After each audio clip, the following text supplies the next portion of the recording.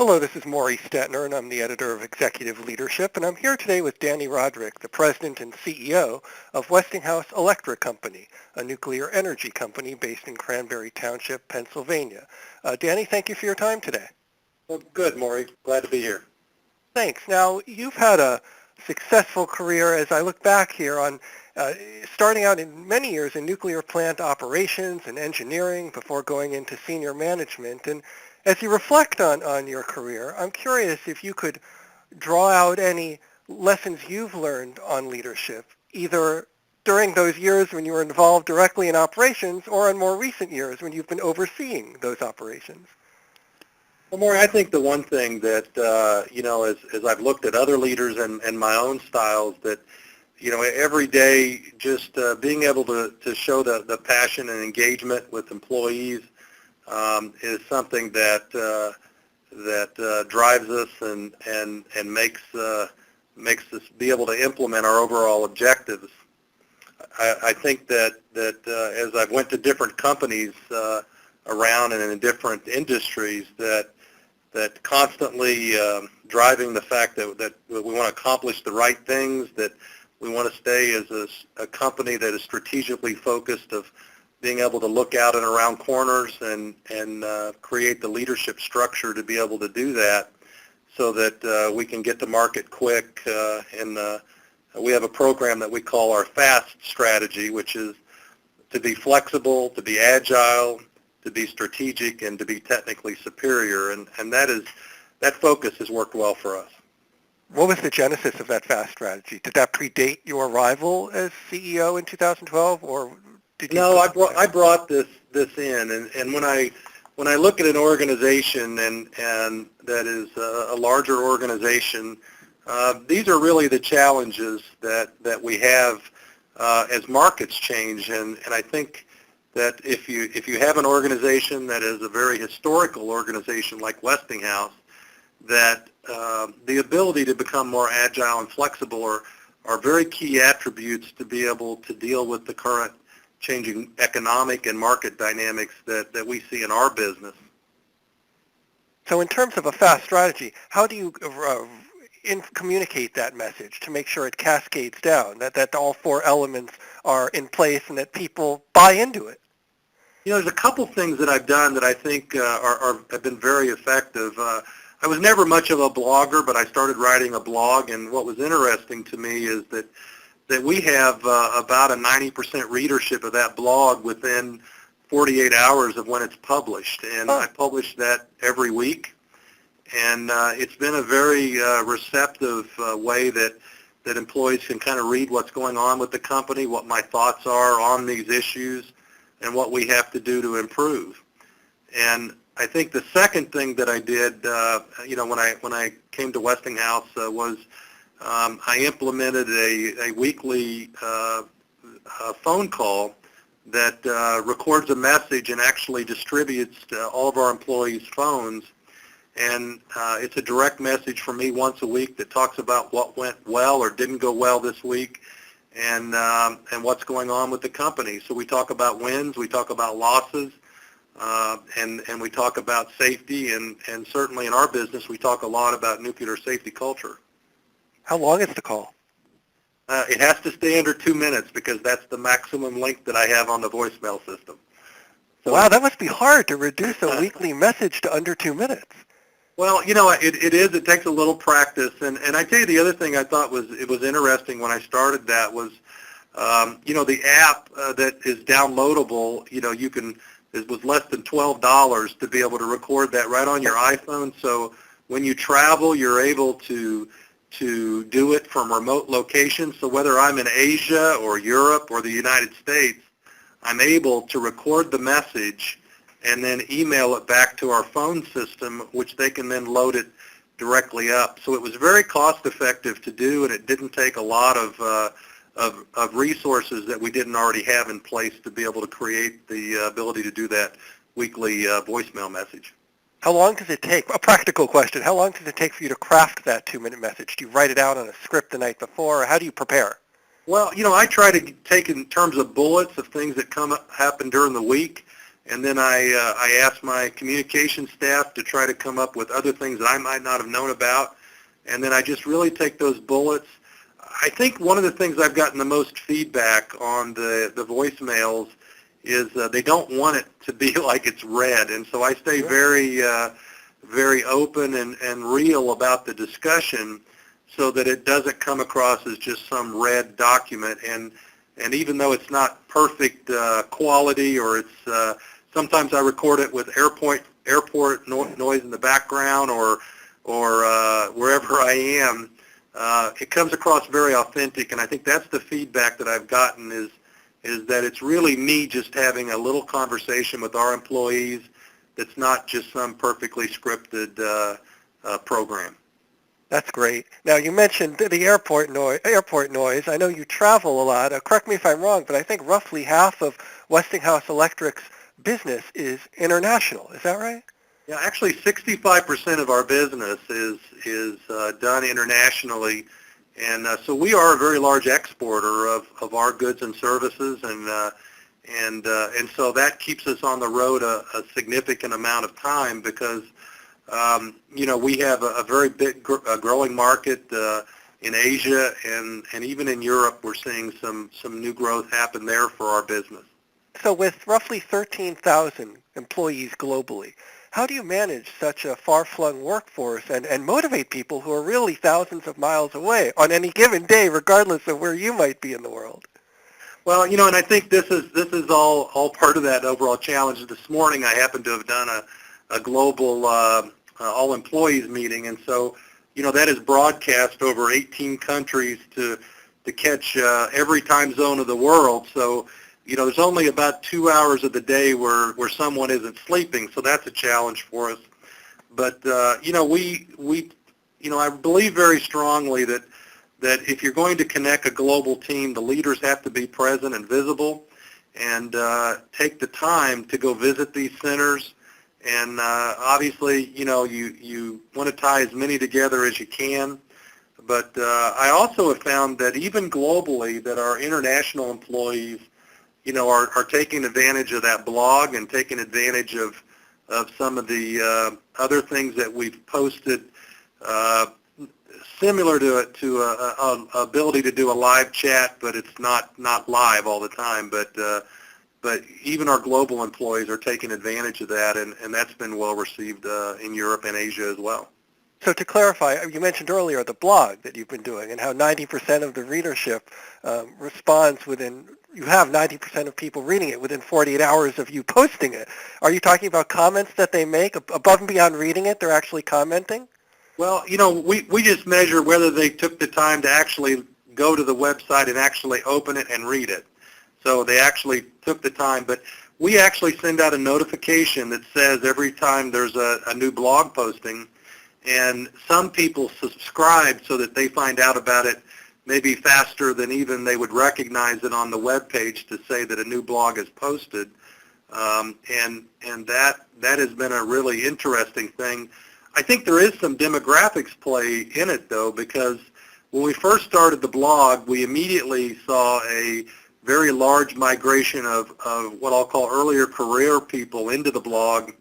But then when we started the voicemail to go with it, we actually saw that we picked up another 1,000 viewers of the blog because we referenced it in the voicemail. So they wouldn't have necessarily relied on electronic methods to tell them this was going on until they actually got a voicemail that referenced them to the blog. I see. So you referred to it, and then they became intrigued.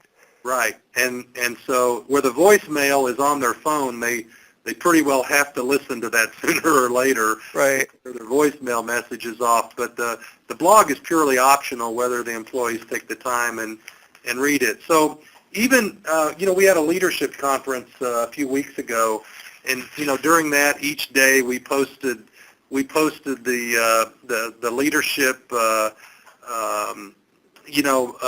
different things we talked about, customer visits that we had. We went through each one of those and posted that on the blog. So it kept even our employees engaged with our global leadership meeting. And that was viewed, always before as what happens down at those leadership meetings. And so they actually got a feel for what was going on real time during the leadership meeting through the blog. So you mentioned that when you visit global operations, the leader has to be visible and take the time to visit. How do you maximize your limited hours overseas at a particular operation? Well, I have found that when I travel, I try to spend the whole week in a region, and I think some of the things that happens are when you just try to go over for a one-day meeting, that you end up losing so much time in travel that you can't. So I try to go over to a region, and it's pretty brutal, but we try to do anywhere from 4 or 5 countries in a region in the course of a week, and I, when we have 18 different countries that we actively operate in, I think it's it is a challenge, but over the course of a period of time, we also visit with the different, anytime they're having a regional meeting, we try to capitalize by getting into those meetings to keep the leadership team aligned, and then visit with employees as we make the various site visits to our manufacturing facilities. With regards to the need for teamwork, especially in a safety culture like in nuclear operations, how do you make sure that there's collaboration and compliance with safety protocols when you can't always be there to say, hey, Bill or Chris, you need to do X, Y, and Z?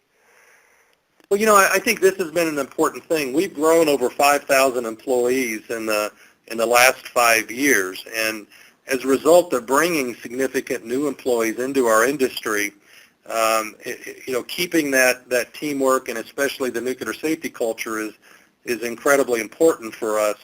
The other thing that we recognize is that every country's laws, every country's legal standards or product requirements are different, and so what we continually try to strive for is just to keep that the recognition that one size shoe doesn't fit all in the company, and we can't just try to say that the way we do it in the U.S. is the way that we have to do it everywhere. But our core values that we have in nuclear safety, those are transferable, and we drive and train those to whatever culture that we're dealing with. And as I tell our employees, we don't get a premium for having a high safety culture. That is a cost of entry into our business. And so we don't get to play if we don't have a good safety culture. So we continually train our employees about that and hold them accountable to demonstrating those highest behaviors for nuclear safety cultures. And I think that resonates as a team because that's a shared value no matter where in Westinghouse you are. It's a shared value that we have everywhere. And so do employees seem to respond well to that message about the cost of entry, as you put it? Do you have dialogues with them? Do they have clarifying questions for you? Like, how do they respond when you make a point like that? Well, I just, from an overall standpoint as a leader, we drive it because our industry is special. It's different, and we don't get to ever blame one of our failures on anybody else. It's all in our own accountability. And that is something where the whole team strives to be continually in that pursuit of excellence in everything that we do, and it becomes very, again, a core value of the company that leaders just have to continually restate their commitment to make that strive towards excellence, in not only in our manufacturing but in our engineering and in our project deployment. That we take our lessons learned and we spend our time and energy ensuring lessons learned don't repeat, and drive that from a leadership perspective to create a culture that does allow for problems to be identified and put on the table and then resolved. So that people feel that there's enough openness that they could discuss these matters honestly. Yeah, and that is really a core strength of our business, is that the only problems that we worry about are the ones that we don't know about, because we have a very depth and wide technical staff globally, that any technical problem that comes up, we have the ability to quickly respond to. And so, it's the problems that are being talked about but not actually having done about anything is where we really focus why we want to get the problem on the table earlier instead of just talked about, so the leadership team can dedicate appropriate resources to solve the problem. Great. And my last question is, a lot of our subscribers and readers are considering taking jobs that require more travel, a promotion into a senior management position that requires going to different cultures and countries. Any advice you would give them on how to succeed when you need to get on a plane once or twice or 3 or even 4 times a month? Yeah, I wish it was only that many times, Morey. In fact, I probably am on an airplane 60 to 70% of every day. Wow. Of a month. And, I think that this is really just the commitment that it takes on behalf of the leader to realize that organizations that are left without having a connection back to the company, I can tell you, since I came here last September, I've visited places that have not seen a CEO of this company for many years.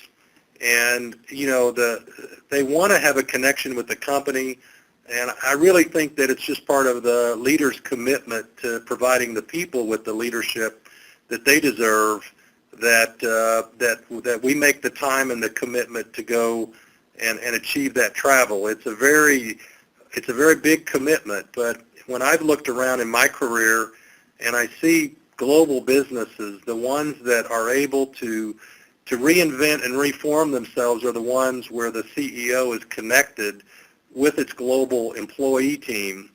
And where I find that there's problems in implementing global strategies is where that the CEO is viewed as a domestic country-centric person. Yeah. And there's just these outposts that they have to have. And so that engagement is something that I've learned from watching, as well as my own personal experiences, that if you're going to run a global company, you have to yourself have a presence and know the people in those global regions, as well as you do, on the people that are a floor below you back in your corporate headquarters.